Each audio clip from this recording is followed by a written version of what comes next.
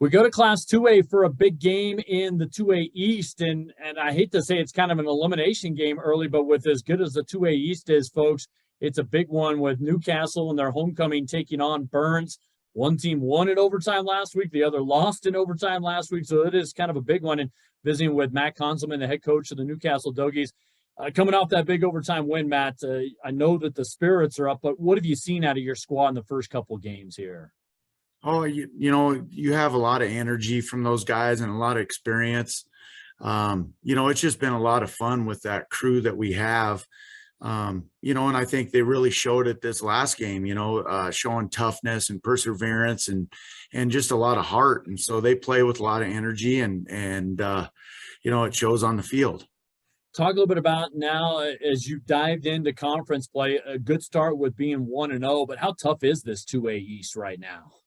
Well, I was talking with another coach the other day, and I just said, every week you got to bring your A game. It isn't a cakewalk any week, and so you got to be ready to go and have it strapped on and get on the field and just look to execute. All right, you get Burns for your homecoming contest. What are you kind of seeing on film, and what do you expect out of Coach Romsa's squad?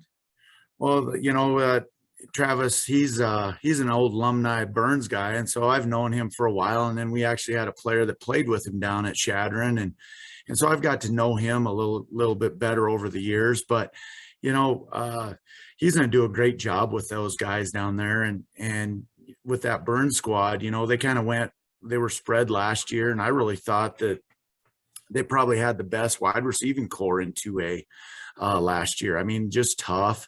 And so then he's kind of shifted gears a little bit, and they're kind of spread wing T stuff. And one thing doesn't change with Burns though. They're tough and they're going to be physical, and Travis will get them going, executing. Defensively, you got to be careful with your guys in terms of reading fakes and different motions that are going to be deceptive. And with that wing tee, the ball can go in different directions. Got to have some eye discipline, it sounds like, this week then.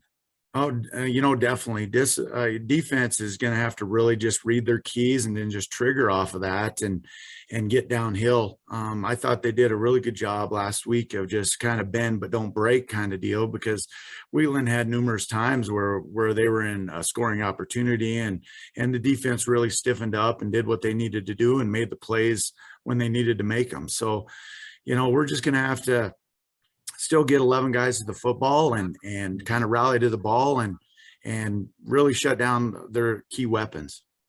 As you look at your offense, what are you seeing right now, Matt?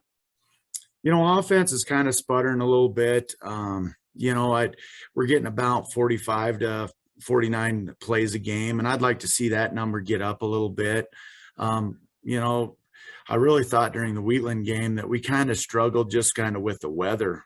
We put the ball on the turf 3 times, and got into some situations where you don't really want to be third and long, second and long. And so, really just being able to move the sticks, looking to execute our blocks up front and get some, definitely in that beginning part of that game, there's going to be a lot of keys to just getting some rhythm, offensive rhythm for us.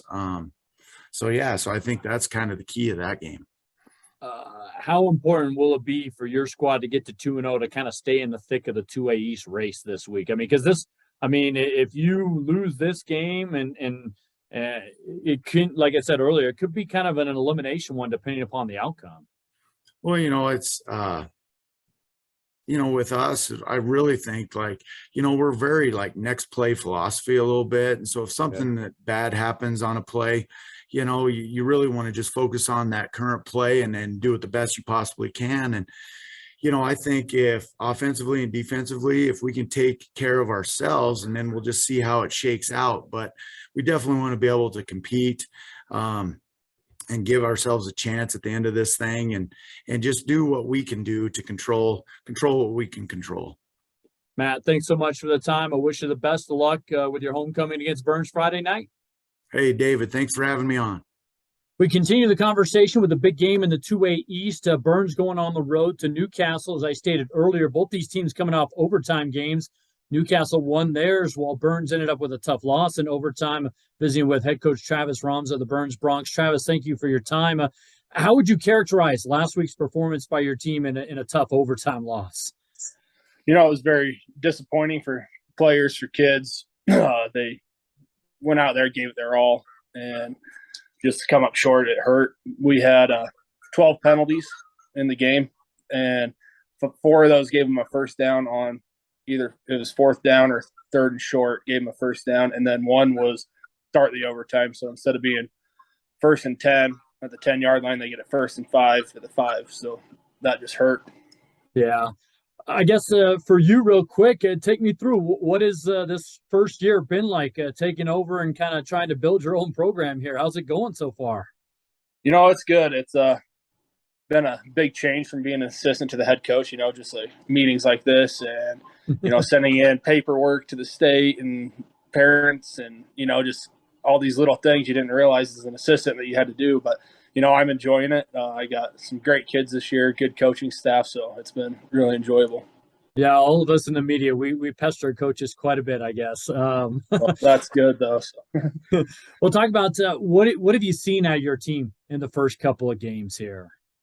They have a lot of fight in them. I'll give them that. Last year we played Yuma. We lost 47-6. They came up here. It was a 28-14 game, so you could tell that they had a lot more fight this year. Same with Torrington. We got beat 27-6 last year, and took them to overtime this year. So we're starting to show improvements, and the kids, you can just see that they want it. So, and that's if they don't want it, it's hard to coach, But these kids really want to go get it, and they're making my life a lot easier. I know you know how competitive two-way is, and I hate to kind of say it this way, but this one almost looks like an elimination game because you really can't afford to get behind too far in that two-way East standings with how competitive it is. So how much are you stressing to these kids? I know it's kind of let's focus on Newcastle one game at a time, but are you saying anything to these kids in terms of how important this game is? Right. I was actually talking to the Torrington coach after the game, and we were saying that, this year it's going to be a competitive league. Every week's going to be a tough game. There's not a single team on the schedule that's going to be, a rollover easy win. So right. We have been telling the kids that, every week matters. You got to bring it every single week and focus on that opponent and go on to the next and try to get a win every week. Speaking of that, what do you think of Coach Conzelman's ball club? What do you kind of expect from them Friday night? They're a good team. Watching them on film, they've drastically improved for these past few years, and it's going to be a dogfight the whole time. They look solid. Their O-line blocks well. Their quarterback's a good ball player. Their defense flies around the field, so we're going to have to game plan for it and try to get some plays that are going to work for us and just match the intensity. Yeah, and it's also homecoming to boot for them. So you get that little caveat to it. What are some of your biggest things, I guess, or biggest keys for you guys to be successful without giving away your game plan, obviously? Right. But biggest thing is defensively, we got to line up right against Torrington.